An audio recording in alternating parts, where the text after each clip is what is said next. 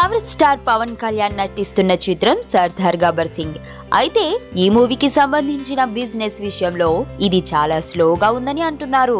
ప్రస్తుతం పవన్ దర్శకుడు బాబీ దర్శకత్వంలో రూపొందుతున్న సర్దార్ గబ్బర్ సింగ్ షూటింగ్ లో బిజీగా ఉన్నాడు. అత్తారింటికి దారేది తర్వాత వస్తున్న పవన్ సినిమా కావడంతో ఈ మూవీపై భారీ అంచనాలే నెలకొన్నాయి.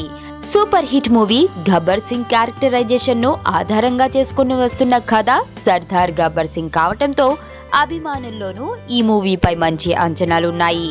ఇప్పటికే దీనికి సంబంధించిన ఫస్ట్ లుక్ పోస్టర్, టీజర్ ప్రేక్షకులను అమితంగా ఆకట్టుకున్నాయి.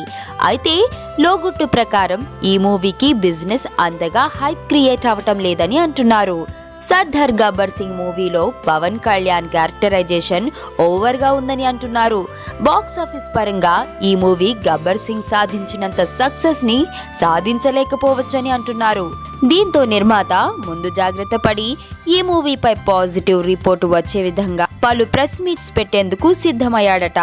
అందులో భాగంగానే తాజాగా ఓ ప్రెస్ మీట్ పెట్టి మూవీ గురించి ఆకాశానికి ఎత్తేశాడని అంటున్నారు. పవన్ కళ్యాణ్ చాలా హార్డ్ వర్క్ చేస్తారని, అభిమానులకు ఏమేం అందించాలో ఆయనకు సరిగ్గా తెలుసునని చెబుతూ శరత్ పవన్ పై ప్రశంసల వర్షం కురిపించారు. వచ్చింది కదా అవకాశం, ఓ మంచి మాట అనుకుందా,